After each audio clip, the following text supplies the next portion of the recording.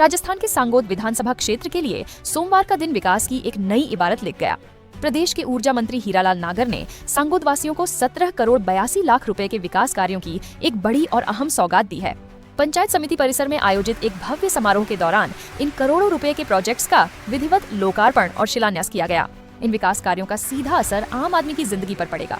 सरकार का मुख्य फोकस ग्रामीण इलाकों में सड़क कनेक्टिविटी, पीने का साफ पानी और सामुदायिक भवनों के निर्माण पर है।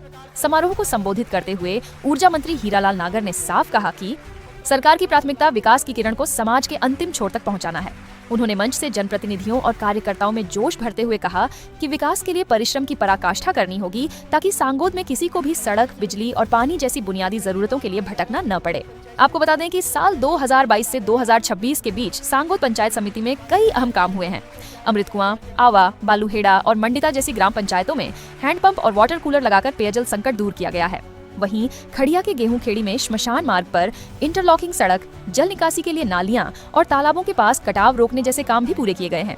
कोटा जिला प्रमुख मुकेश मेघवाल और प्रधान जयवीर सिंह ने भी इन कार्यों को सांगोद के लिए मील का पत्थर बताया।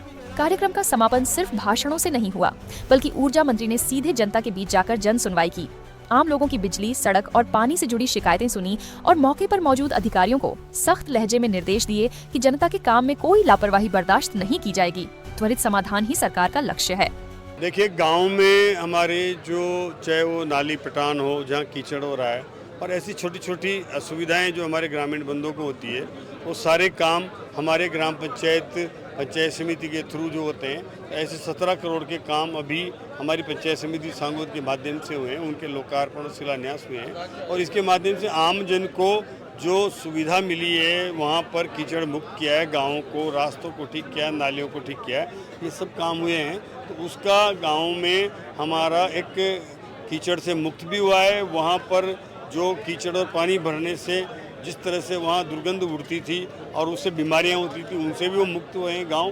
तो इस तरह की एक अभियान चला करके ये प्रयास किया है और इसके लिए हमारी सांगोद पंचायत समिति ने काफ़ी बेहतर काम किया। उसके लिए मैं पूरी पंचायत समिति के हमारे प्रबंधन को, वहाँ के मतलब प्रधान हमारी पंचायत समिति के सदस्य हैं, उनको भी, और सरपंचों ने जो काम करा हुआ है जिनको भी धन्यवाद देता हूँ कि इसी तरह से हम और बेहतर तरीके से काम को अंजाम देने के लिए प्रयास करें ताकि ये सुविधाएँ अंतिम व्यक्ति तक पहुंच सके। सर, खेतों के रास्तों की आपकी प्राथमिकता रही है शुरू से, लेकिन अभी भी उस और मतलब कई रास्ते नहीं। खेतों के रास्तों की प्राथमिकता है और काफ़ी काम हुए हैं, काफ़ी काम चल रहे हैं, बाकी और बचे हुए काम भी लगातार हम कर रहे हैं। ये निरंतर योजना है। ये खेत का रास्ता एक दिन में बनने वाला नहीं है। इसमें हम जनसहभागिता के माध्यम से भी लोगों से कह रहे हैं कि वो अपना केवल ट्रैक्टर लगा दें। हम ग्राम पंचायत से जेसीबी लगा करके उसमें जो ग्रेवल की ज़रूरत है, कहीं मिट्टी की ज़रूरत है, तो वो भी करवाएंगे, ताकि उसके लिए मैंने विधायक कोष से पैसे भी दिए हैं और 80-90 स्वीकृतियाँ भी जारी हो गई है। तो उसका भी हम लगातार कर रहे हैं। पंचायत तो के माध्यम से भी ग्रेवल डलवाने का प्रयास कर रहे हैं और नरेगा में भी स्वीकृत करवाए हैं, पीडब्ल्यूडी के माध्यम से भी कर रहे हैं। 25 करोड़ हमारे बजट के माध्यम से भी मिला है, उसमें भी जीएसबी और ग्रेवल रोड स्वीकृत कराए, वो भी बन रहे हैं। इस तरह से ये काफ़ी काम हो रहे हैं और धरातल पर उतरने में थोड़ा सा टेंडर प्रक्रिया उसके बाद है। अब गर्मी में जब रास्ते खुल गए और हमारी फसल कटेगी तो अब पूरा तरह से काम चलेगा। तो 2-3 महीने में काफ़ी प्रगति आएगी। सर, जो युद्ध चल रहा है उसका अपने क्षेत्र में भी गैस हो, इसकी किल्लत में लोगों की कतारें लग रही है, तो उस और कोई कमी है गैस की? देखिए, कोई कमी नहीं है गैस की। हमारे पास लगातार हमारा जो इम्पोर्ट है उसके, हमारे गैस के जो जहाज़ हैं वो आ रहे हैं।